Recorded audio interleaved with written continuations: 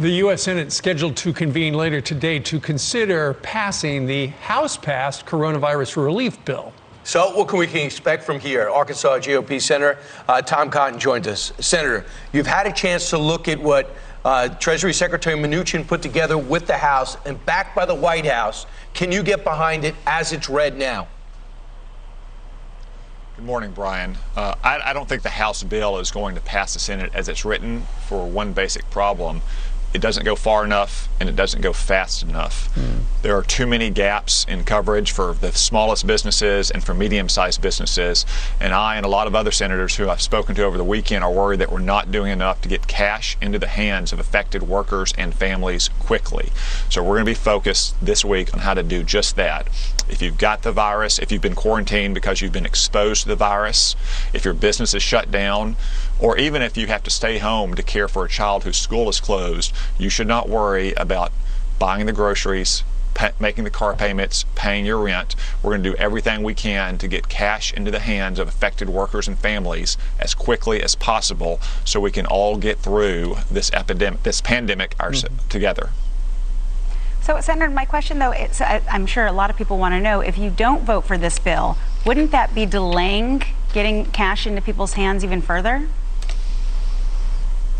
No, Nicole, we can get this done pretty quickly. Most of the measures in this bill are something that the senators will support, I believe, such as, for instance, waiving co-pays for testing or ensuring that states have adequate resources.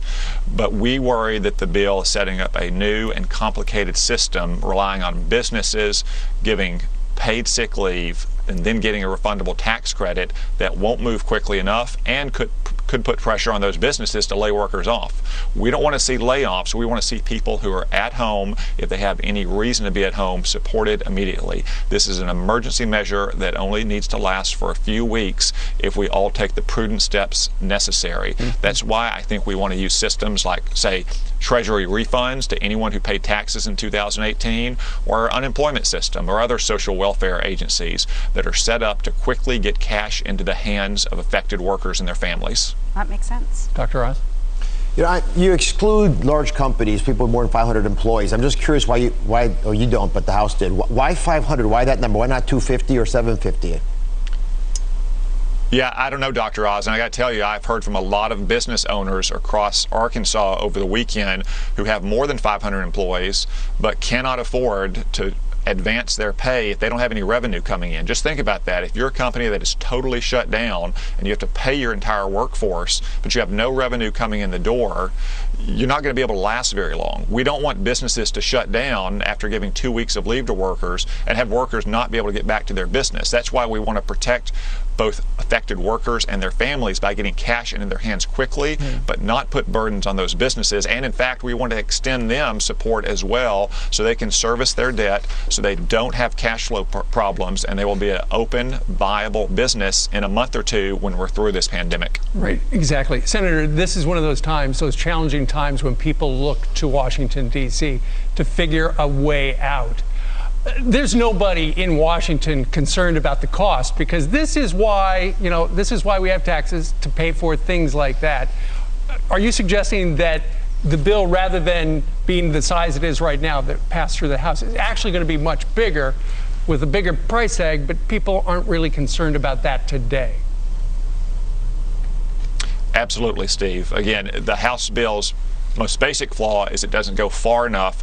It doesn't cover enough workers and their families. It doesn't do enough to make sure that we eliminate any financial incentive that anyone may have to be at work or other public places because they're worried about buying groceries or making the car payment or paying the rent. No one, to my knowledge, is concerned about cost in Washington as we face this pandemic. Again, this is a matter of just weeks or a couple months that we need to get through this pandemic.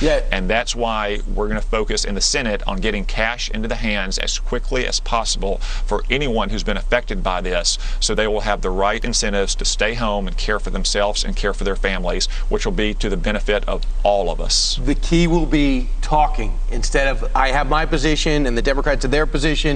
I hope there's a sense in Washington that you got to come to an agreement today or tomorrow, because the Senate, for some reason, took the weekend off.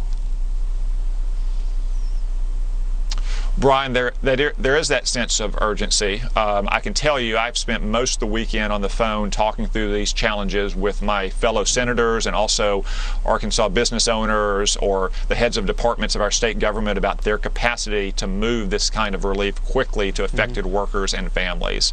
So I don't think you see partisan squabbling over this matter. What we see is trying to come together on a practical solution that can move as quickly as possible to make sure that that single mom who's now home caring for a child in Mountain View, Arkansas, can buy the groceries or make the car payment at the end of the week. That's what we're focused on. Senator Tom Cotton, thanks so much. All right, he's one of the leaders the president leans on, too, to get things done. Meanwhile,